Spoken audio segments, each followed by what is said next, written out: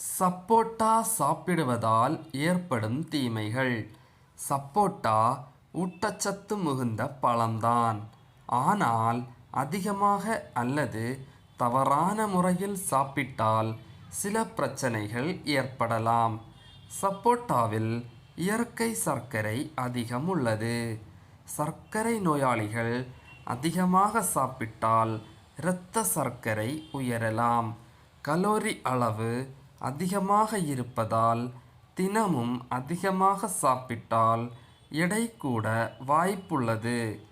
மிகவும் அதிகமாக சாப்பிட்டால் வயிற்றுப்போக்கு, வாயு தொல்லை, வயிற்றுவலி போன்ற பிரச்சனைகள் ஏற்படலாம்.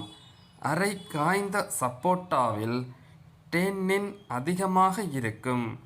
இது தொண்டை எரிச்சல், வாய்ப்புண், ஜீரண சிரமம் போன்றவற்றை உண்டாக்கலாம். சிலருக்கு தோல் அரிப்பு அல்லது அலர்ஜி அறிகுறிகள் ஏற்படலாம். கவனமாக இருக்க வேண்டும். சர்க்கரை நோயாளிகள், உடல் எடை குறைக்க முயற்சிப்பவர்கள், சிறு குழந்தைகள் அரை காய்ந்த பழம் கொடுக்கக்கூடாது. மிதமாக ஒரு நாளைக்கு 1 அல்லது 2 பழம் சாப்பிட்டால் பொதுவாக பிரச்சனைகள் இருக்காது.